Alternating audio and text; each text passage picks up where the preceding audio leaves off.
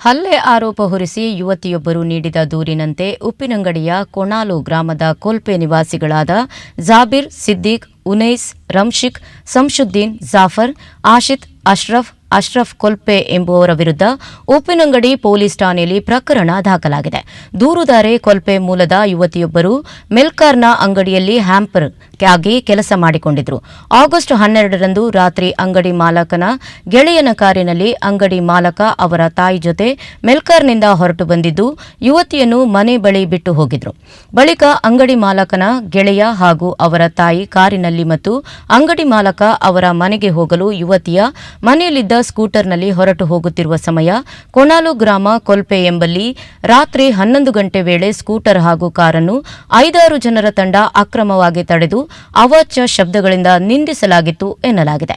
ಈ ವೇಳೆ ಯುವತಿಯವರ ಬಳಿ ಹೋಗಿ ವಿಚಾರಿಸಿದಾಗ ಜಾಬಿರ್ ಎಂಬಾತ ನೀನು ಯಾರು ನಮ್ಮನ್ನು ಕೇಳಲು ಎಂದು ಹೇಳಿ ಅವಾಚ್ಯ ಶಬ್ದಗಳಿಂದ ಬೈದು ಸಿದ್ದೀಕ್ ಎಂಬಾತನ ಕಪಾಳಕ್ಕೆ ಕೈಯಿಂದ ಹೊಡೆದು ಕೊಲ್ಲದೇ ಬಿಡುವುದಿಲ್ಲ ಎಂದು ಜೀವ ಬೆದರಿಕೆ ಹಾಕಿದ್ದು, ಈ ವೇಳೆ ಜಗಳ ಬಿಡಿಸಲು ಬಂದ ಜಮಾಲ್ ಎಂಬುವರಿಗೆ ಸಿದ್ದೀಕ್, ಉನೈಸ್ ಮತ್ತು ರಂಶಿಕ್ ಕೈಯಿಂದ ಹೊಡೆದು ದೂಡಿ ಹಾಕಿರುತ್ತಾರೆ ಎಂದು ದೂರಲಾಗಿದೆ.